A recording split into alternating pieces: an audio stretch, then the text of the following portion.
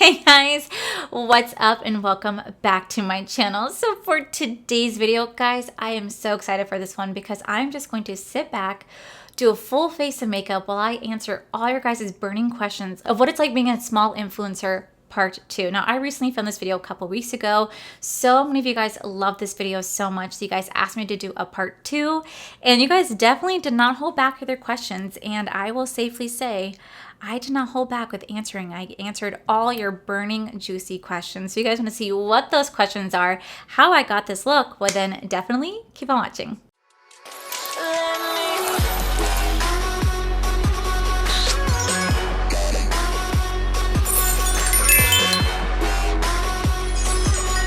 So tell me how I sat here and started this eye look and was just talking nonstop to find out that my camera was not recording. That's my life. So I am going to be sitting here and answering all your guys' burning questions about what it's like being a small influencer. And I went ahead and I started my eye base with the Alter Ego eye base. I really do enjoy this because that's nice and sticky. And for my eye makeup today, I am going in with the Glam Light Mikayla palette. I started off my eye look with the shade Buffalo Chicken, and I buffed it out with Candy. I'm not going into the shade Simba right here in my inner corner. But I know that a lot of people, when they do like these Q&A sessions or like spill the tea stuff, they wait to like they wait until like to answer the juiciest questions to the very end. But I'm going to go ahead and answer this question right now because it's my number one question I got is, what happened with Glamlite? Why are you upset with Glamlite? And to make a long story short, I don't want to get into like the nitty gritty details because at the end of the day, I still love Glamlite. I think their products are absolutely fantastic. I'm going to keep shopping with the brand. So I'm not trying to disrespect the brand in any way, shape, or form, but pretty much what happened was that they had told me certain promises that they never fulfilled. And I know it's so silly, but one of them is PR, being told I'm on the PR list last year and only receiving 2 out of the 5 items. And I'm going to go ahead and preface this right now. I'm in no way, shape, or form deserving a PR. I'm very grateful if it occurs, and I don't mind supporting and buying stuff from a brand. But what I don't like is being given false hope and false promises, because when I first got told that, it changed my world. I mean, like literally, I cried and I got on camera and I did like this really fun dance.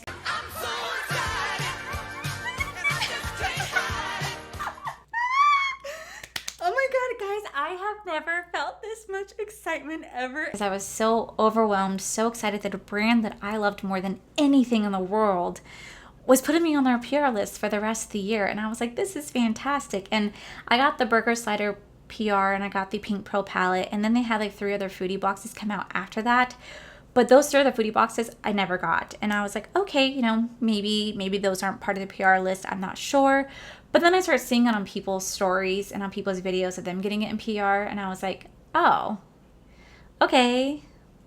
You know, it happens. I mean, I still bought it. I still had fun in my videos. And then the same thing happened this year. They told me that they were going to be sending me the Red Velvet Cake palette. And once again, I never received it. And I reached out to them, let them know I never received it. And they pretty much told me that they sent it out. They don't know what happened. They're going to check with their shipping department.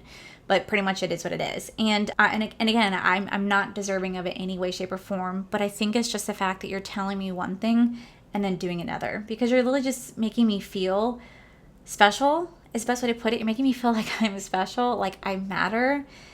And then you don't do anything with it, and I just get to watch everybody else get it when I'm told I'm getting it too. And it just really makes me question myself, and they've really made me question my self-worth because of the empty promises. And it's not just that. It also is the fact that I have reached out to them numerous times and they completely ignore me. And when it comes to affiliate pay, I hope you guys know that whenever you guys use my code Allie D to save 15% off, I do get a small kickback from that. And at first, it was amazing. I was getting paid every 2 weeks to 3 weeks. And granted, it's like $65 here, $75 here, maybe it's $100, maybe it's $200, depending on if they had a launch or not.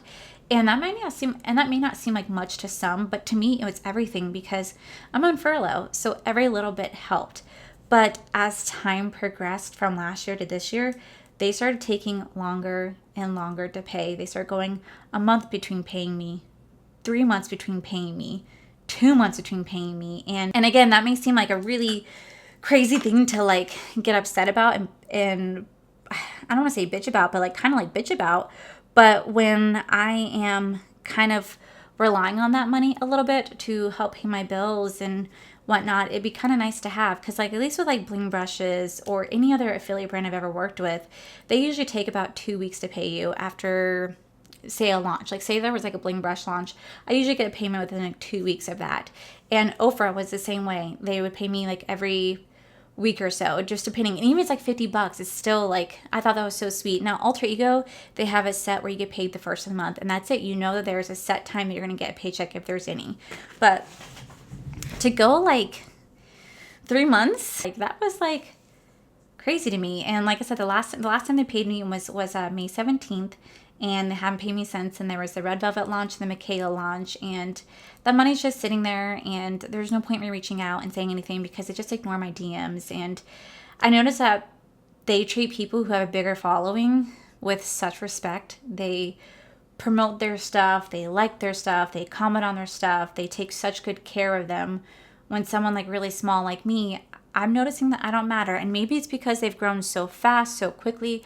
I don't know, but the way they treated me back then, a year ago, compared to how they treat me now, is just so different. Because I would go above and beyond my videos. I would get food that matches Glamlite's aesthetic to have have a lot of fun in it. And they were always so sweet.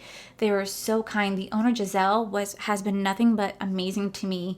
But even she just kind of stopped responding to my DMs and comments and just ignores me now too. Like, I don't know what I did wrong. I don't know if, I don't know. I don't know what I did wrong. I don't know if they suddenly just stopped liking me. If they did, that's okay. I mean, it happens. I'm not going to be everybody's cup of tea, but I just don't think that my numbers should define me as a person. I just think that they're growing so quickly that I think they're just looking for the bigger influencers to work with, because I hate saying this, but at the end of the day, the bigger influencers make money. The bigger influencers bring in more sales.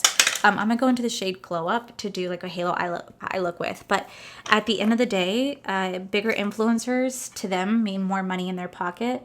So I feel like the smaller influencers like myself just kind of get pushed to the back burner because we just don't matter to them. And it's not the first time that this has happened to me, not by Glamlite, but just by other brands at the end of the day, because they just see us as pocket change compared to the dollar signs that bigger influencers bring in. So it's really sad. It made me really question my self-worth. And I talked about it with my Patreon members. I talked about it with my friends and my family. And I just said, am I crazy to be upset with how Glamlite has just kind of treated me and refuses to like pay me and just tells me they're going to send me something and they never do? Like, am I crazy? And I feel like I'm crazy right now talking about it because I feel like it's such a stupid thing to care about. But when I'm trying to do this as a living, and I'm putting all this hard work in to make all these awesome videos for you, to promote your stuff for free, yeah, I feel like it's kind of a slap in the face when they're just like ignoring you and they don't want to pay you. So that's like a condensed version of why Glamlite hurt my feelings. At the end of the day, though, I still love their products. And like I said, I'm going to keep shopping their products because I think their products really are amazing. Like, I'll never take that away from them. I think they really do have some amazing products. And I am very grateful for the opportunity that I was given to be on their PR list at one point or another. I'm very grateful for the opportunity to have an affiliate code, to even have them acknowledge me. Like, that to me still means more to me than anything. And so I'm not trying to bash the brand in any way, shape, or form. I'm just telling you guys my truth. And like I said, if this bites me in the ass, then so be it. But I always pride myself in being very honest with you guys. And there's so many, you can tell I'm getting like really anxious. But I've always prided myself in being very honest with you guys, because there's so many influencers out there who have problems with brands and they don't say it for whatever personal reason they choose not to. That's their business. I respect it. But I always told myself I'd be honest with you guys. So that's kind of why they hurt my feelings, just because they really make me feel like I'm not good enough because of how they used to be towards me compared to how they are now. It just makes me feel like I'm just not good enough. And I'm also just tired of the empty promises, because I just feel like that's really horrible to give somebody false hope. And you guys were consistently asking me if I was getting it in PR, and then you guys were asking me, well, why I thought you had PR, what happened? And just like, I don't know. Let me quickly do the other eye of camera. I'll be right back. Okay, so now that awkwardness is over, because like I said, I don't want to bash them in any way, shape, or form, because at the end of the day, I still really do love Glamlite and their products. And like I said, I'm going to keep shopping them because they really are phenomenal products. And I don't want you guys to go hate on them in any way, shape, or form. I was just opening up about why they hurt my feelings, and that may not make sense to some people, but it's my reality. So moving on, I'm gonna go ahead and prime my face. I am wearing the Lunar Beauty lashes in the style Luna. So today to prime my face, we're gonna go in with the NYX, the Marshmallow Primer. I'll have everything listed down below. But one of the first questions is favorite to least favorite brands to work with. You don't have to answer least if you're not comfy. So one of my favorite brands to work with, honestly, has been besides Blink brushes, Ofra Cosmetics. Like Ofra Cosmetics truly has been the absolute sweetest brand to work with. Rachel took a chance on me because I'm a really small creator, and she reached out, and she has been nothing but kind to me and so sweet, and they just really taken such good care of me, and I can never say thank you enough to that, because that's a huge, huge brand to be so kind to someone so small. And yeah, they were absolutely incredible to work with. I loved every single second of it. They didn't demand anything. They didn't ask anything. They were just so kind and just wanted to their products, had me give them my honest feedback. And yeah, they were absolutely wonderful to work with. I thoroughly enjoyed them. And my least favorite brand, honestly, I'd have to probably say Truly Beauty, only for the fact that I did this campaign for them over 2 years ago, and it was for like this vegan collagen line, and I did this campaign for them, and they added me in a group chat with like 12 other girls. I talked about this in a video long ago, but I'll kind of condense it down. But they grouped me in a group chat with like 12 other girls, and these girls just wanted to do like follow for follow. And the person who was running the campaign didn't give us much information. They just wanted to have a video or us trying it out and talking about it and promoting it whenever it came out. And I was still like, I would say fairly new to the game, and I was so grateful because they were like a big brand, and so I did it. And that person literally promoted every single person except me. I'm going in with a L'Oreal 24-Hour Fresh Wear Foundation. They literally promoted every single person but me on their page and was like, go follow them, go check out their campaign. And I was the only one that they did not talk about. Like, they just completely ignored me. And so I was like, oh, okay, that's okay. I guess they didn't like my video that I made for them. It was like really fun, like just a 60-second IG video. And the person just was very unprofessional, just talked about getting high the entire time. And hey, there's nothing wrong with that. I don't mind. But I feel like when you're dealing with professional, but I feel like if you're trying to be professional, I feel like that's just something you really shouldn't be talking about the entire time. But I think what the kicker was a year later, they reached out to me and they introduced themselves to me, and they wanted me to make them free content in exchange for free product. And I just started to laugh because I was like, are you serious? Like, I did multiple videos for them, and I didn't even know that my one video that I did, like Truly Beauty, like why I need to try it, has over 100,000 views. Like, since when the fuck does it have 100,000 views? Probably because of TikTok, honestly. But yeah, they reached out to me and they asked me, they introduced themselves to me and what they do and what brand they are and how they wanted me to make them free content in exchange for free product. Y'all, when I tell you I laughed, I swear to God, I had such a good laugh at that. It's the same concept when Aaliyah Skincare reached out to me 3 different occasions, asked me to make them three different free videos, and I already made them like 2 free videos because I was so small that I was like, okay, cool, no big deal. And yeah, I just told them, I've already done videos for you for free. What are you talking about? I just think it just shows their lack of communication within their own departments, and maybe their lack of research. But I don't ever do sponsorships in any way, shape, or form. But when these companies, they reach out to you, they ask you what your rates are. So when you tell me your rates, they're like, you're not good enough, but I can give you free product in exchange for a video. And then you're just like, you know what, piss off. I'll buy the product myself. Like, no, thank you. How does PR truly work? Do you have to review the product in order to receive it? So for someone my size, yes and no. If a brand genuinely wants you to try out their stuff, they'll send it to you, no questions asked, and they won't ask you to review it. Like, Like, they'll just literally just send it to you. Do they hope that you review it? Yeah, absolutely. They hope that you review it. But at the end of the day, they just want you to try it. That's a legit real PR.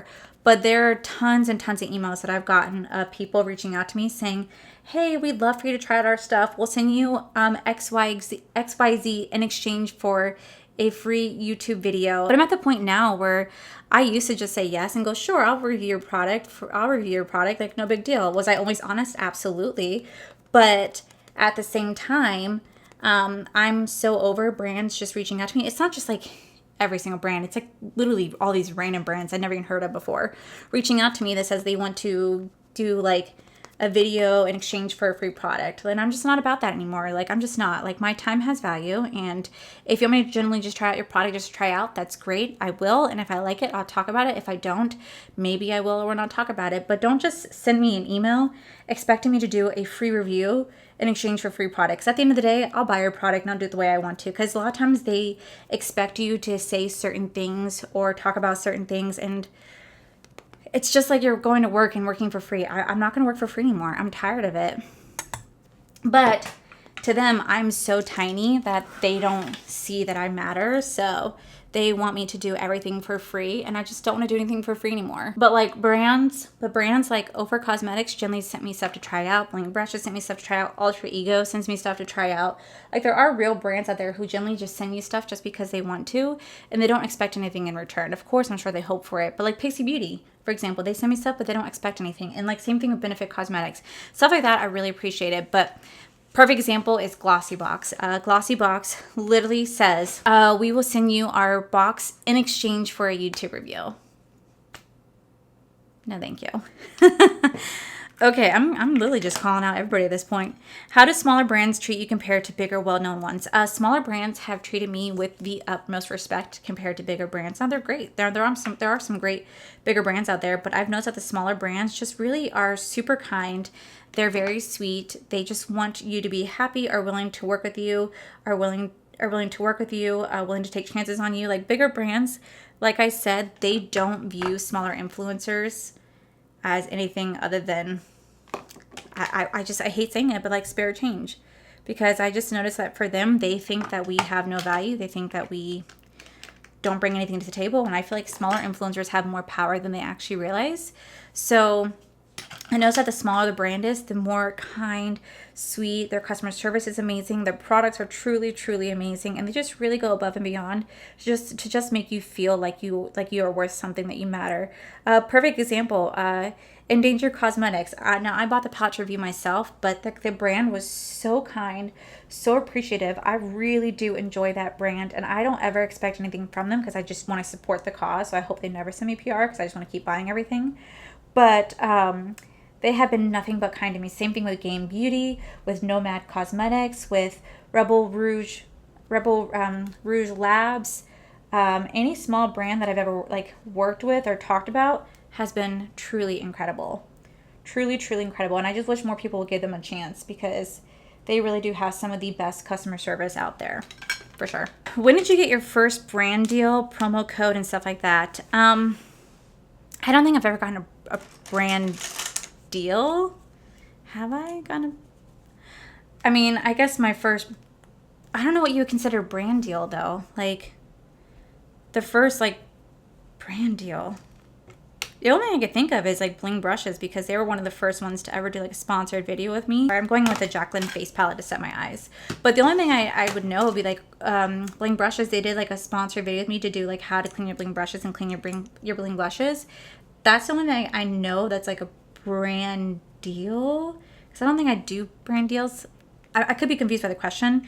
But my first promo code was also with Bling Brushes as well. I mean, that was my first affiliate code. I think my first promo code was anything I reviewed before then, Kate jewelry or Emilia Corden lip glosses, whatever, little Emilia Corden lip balms. But I think my first affiliate code was with Bling Brushes, and that was freaking amazing. All right, so for setting powder, I'm going to mix a little bit of my Fenty Beauty setting powder, and I'm actually going to be mixing it with my Puff Puff Pass setting powder. It's a great combination. If people watch your ads, that that is in your video, do you earn something off of it? Yes, that is how I make any sort of money off of YouTube, because it's by YouTube ads. Because YouTube doesn't pay me, it's Google that pays me. And just by you guys watching the ads, I get a small kickback of it. Mind you, YouTube does take majority of the ad revenue, but I still get some sort of kickback from it. So that's why I always recommend, if you want to support if you want to support the person that you love watching, just watch the ads. It's a pain, but the first 7 seconds count. What was the first major brand to reach out to you? The first major brand to ever reach out to me was Benefit Cosmetics. And I'll never forget this, because I got an email from Benefit Club Pink on my business email, and I saw it and I thought it was like a scam, because I only ever get like Amazon sellers or brands from overseas that just want me to review their stuff, but they don't even know how to say my name. They're like, hi dear, and they're like, want me to review their furniture or like headscarves or pillows, and I'm like, do you not realize like I'm a makeup brand?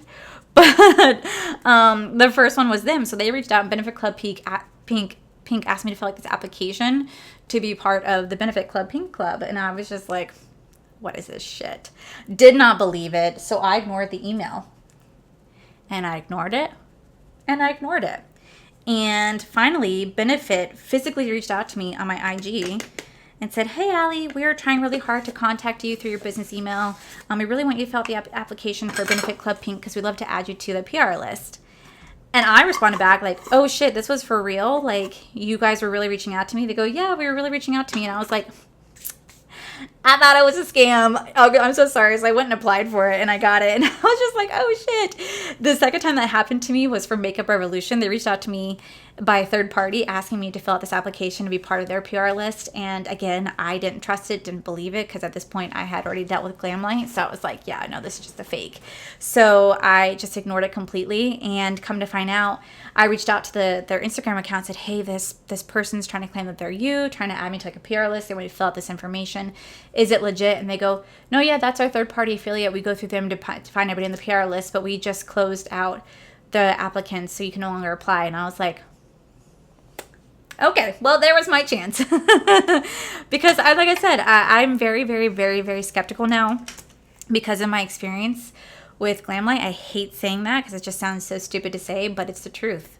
I just don't really trust it anymore. Perfect question. How to trust a brand that wants to send you things? I love you. I don't. I hate saying that, but I don't trust a brand that wants to send me anything. For the finish off my eyes, I'm just going to kind of go between Buffalo Chicken and Simba. I'm going to go between the two, and then I'm going to do a little bit of the glow up in the middle. But I don't trust any brand that wants to send anything to me, and that's just really sad. But I was given such false hope and false promises ever since I started YouTube. The first one started with OIs. It's a fashion company overseas, and they said they wanted to do a sponsored video for me way back in the day, 2 years ago. For $100, they sent me free clothes, which is great. Hey, I got free clothes out of it, but they never actually paid me, and then they ended up like dipping out. So that was my first scam. The second one was Luxury Scent Box, so that they wanted to do a paid sponsorship video. So they said they sent me the box. They never did. And I reached out to them a while later. I said, hey guys, I just wanted to know if you guys still want to do the sponsored video. And they said, oh, well, we sent you the product and never got back to us, so we moved on to somebody else. And I was like, oh, I never got it. And they actually went back and checked and said, you're right, you never did. And they just ignored me ever since. And then the third one was, unfortunately, Glam Light, saying they were sending me PR, and then they never did. So it just really ruined my trust with brands. And so, perfect example, when Laura Lee Los Angeles and Manny Amy Way himself reached out to me saying they want to add me to their PR list, I was, of course, extremely excited and so grateful and so happy. And I never said anything to you guys because I was very scared that it wasn't going to happen. And I know that's sad to say that, but I was truly scared that it was never going to happen for me because of my experience with other brands making empty promises and giving me false hope. I feel like I would tell you guys, and then if it didn't happen, I feel like I look like a liar.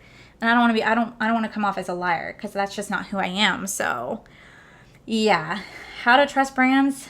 I honestly wish I could help you that answer, but I'm still struggling with that myself. I would just take everything with a grain of salt, and I don't believe anything until I see it now. And that's sad to say, but it's the truth. I just don't believe it until I see it. How much do you actually spend on products monthly out of pocket? I have no clue. This is my Benefit Roller Mascara, Roller Lash Mascara. I honestly have no clue.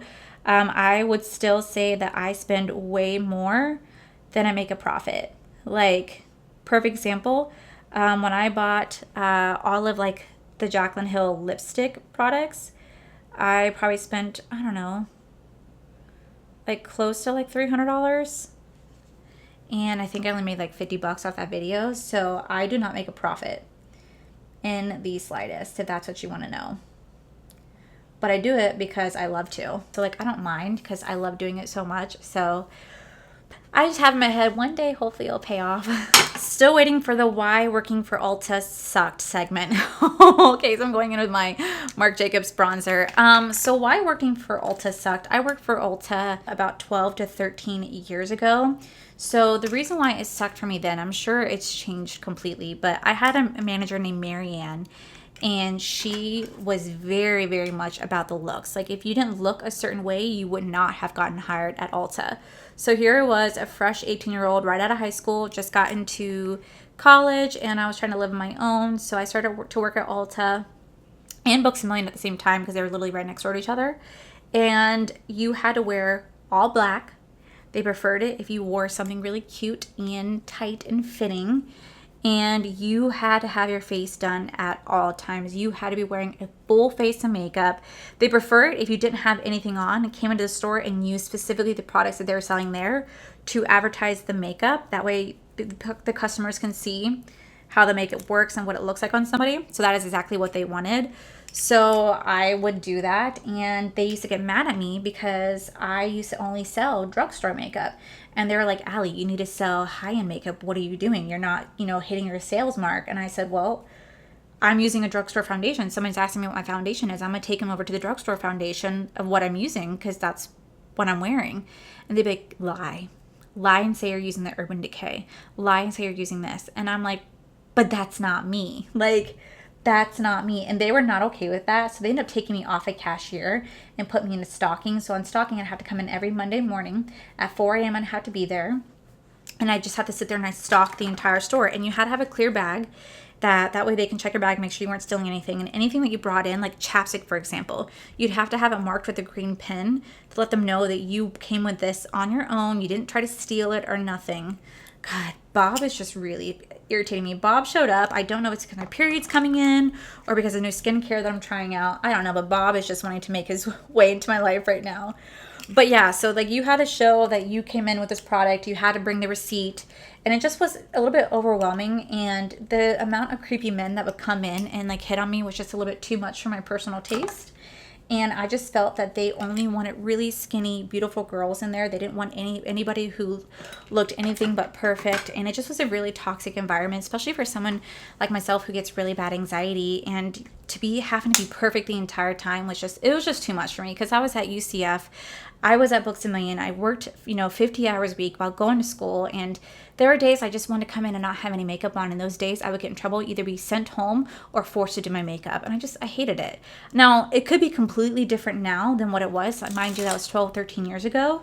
But still, it was just a little too much. Next, I'm going in my Rouge Romance palette. This is the Affair palette. But it says, where do you see your channel going? Hopefully it just keeps going up and up, and I could just do this like legit full-time, and I can be a full-time content creator and not have to go back to any job or get another job. That'd be ideal. I love to be able to just take care of my family. That is my ultimate goal, is just be able to take care of my family. Are the brands usually easy to work with on products they send you that you must review? I don't really have to review anything just because I kind of let it know that I will or not. If a brand reached out to me and they want me to review it, I said I'd love to try it out, but I'm not going to guarantee a review. And most times they just ignore me after that. But the ones that do respond back like, oh, that's fine, are really, really nice. How long did it take you for you to feel like it was actually working and was worth it to keep going?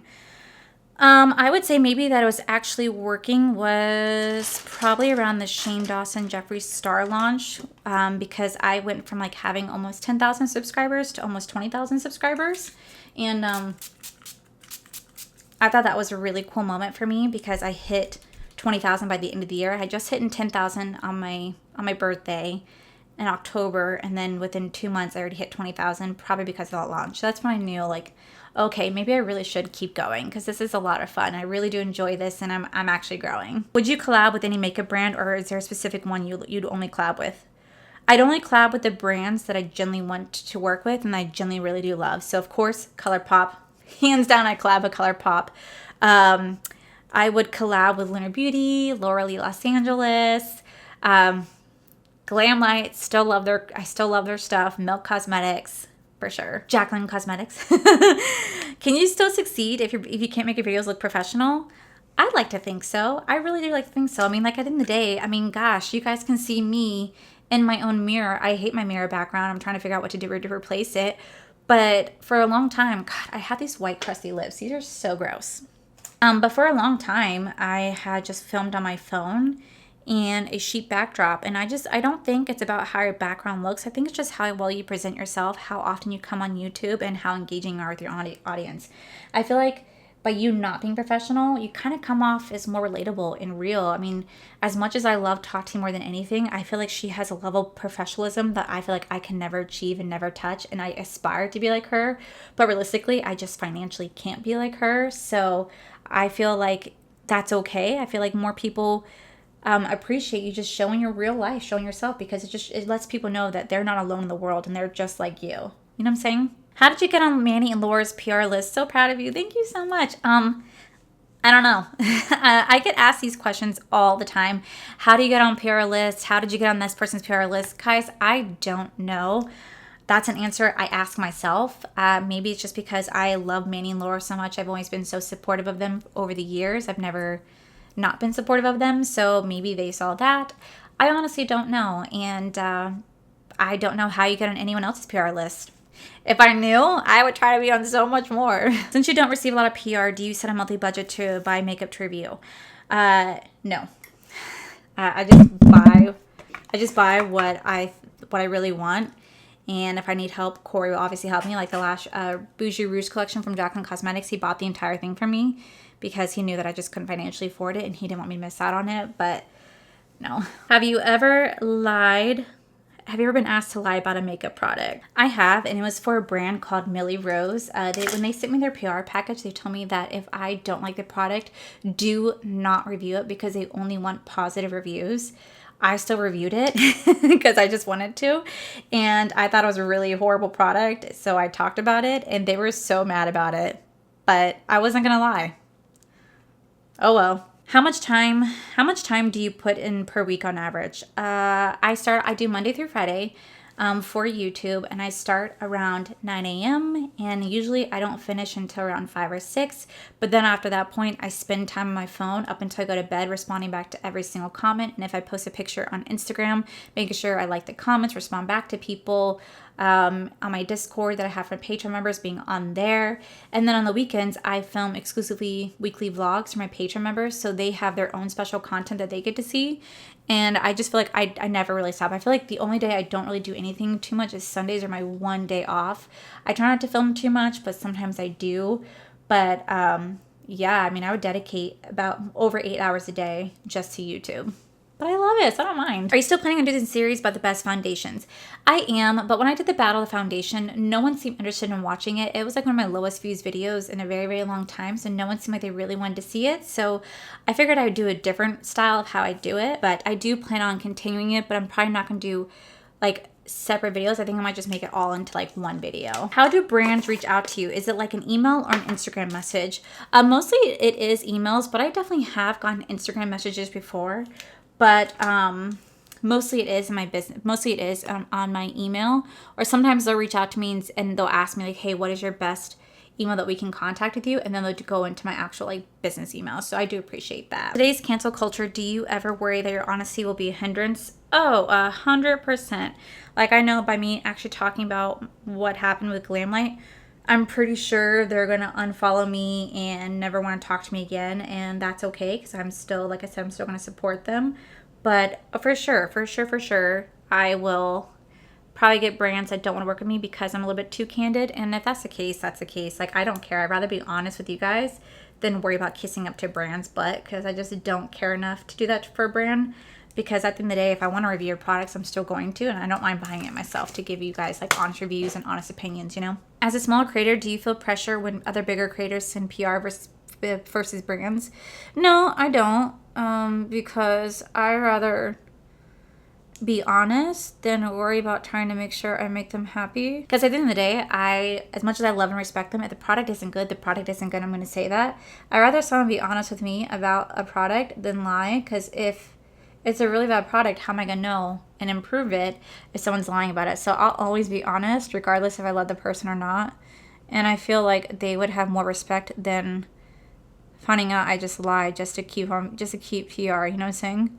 Sorry, I'm talking so weird. Have you ever thought of not taking any sponsorships? Why or why not? No, because I don't ever get offered sponsorships, so that's never been a thought of mine. The only real one that ever occurred was from Bling Brushes. Other than that, I did not get offered sponsorships at all. So, what was your reaction to your very first time you got PR? My very first PR was from Amelia Corden, and it was for $60 lip balms, and I will never forget that, and I'm still very grateful for it. But instead of telling you, I'll show you. I cannot believe the words about to come out of my mouth. I'm filming a PR video. I got sent PR, and it is so insane to me that I received PR. It's so weird. Like, I don't view myself as an influencer. In reality, I really don't. And I know that like I'm close to hitting 6,000 subscribers. It's insane to me because like literally last week I just hit 5 and now I'm like super close to hitting 6. It's so weird, but it's like so freaking cool at the same time because I still feel like I only have like 50 subscribers and like 5 people are watching my video. That is how I still feel.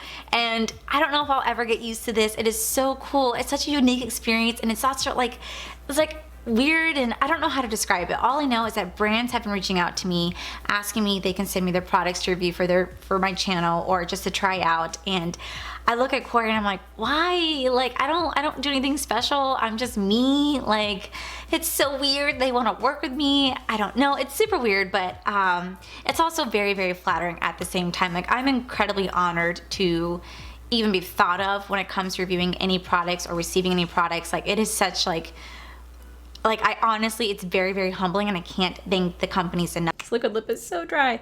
Okay. Do you feel pressure to give a good review from a brand? No, I do not. The only pressure I feel is just to be completely honest. Do you reach out and ask for PR? If so, how?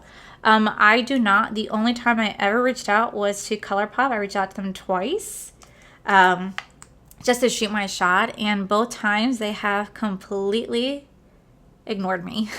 I know there's some people out there that do. I just don't feel comfortable doing that. Just it makes me feel awkward. And there's no shame. I mean, like, that's how some people get found and discovered. By all means, do what you gotta do. But I just feel really weird doing that. So I just don't. Except for ColourPop. I have done it twice. No shame on that one. All right, guys, let me go ahead and finish off the rest of the look and I'll be right back. All right, guys, and this is the final look. I just did some really, really messy curls and threw on some earrings. And yeah, hopefully this was like a really easy tutorial to follow along with. But I just want to thank every single person who sent in their question. If I didn't get to you, I am so sorry. I got so many questions, but I definitely feel like I exposed a lot. I feel like I definitely just gave you guys my honest truth. And though some might not be okay with it, some might just think I'm complaining or ungrateful or bitchy, whatever they want to think. I was just telling you guys my experiences, and I hope it doesn't happen to anybody else, because at the end of the day, the way that small influencers are treated compared to bigger influencers is just vastly different. I mean, just because these brands only ever want to work with big influencers, only want to ever pay big bucks to influencers because they just feel like smaller influencers just don't bring the money to them, which I find to be not true, because I feel like with smaller influencers, there's more engagement, there's more honesty, there's more trust, there's more of a relationship between the pair. And I just wish that brands gave smaller influencers a time of day, and I just wish that they would treat us better, because at the end of it all, I'm no different than like Jaclyn and Tati. If you cut me right now, we're both going to bleed red. We're both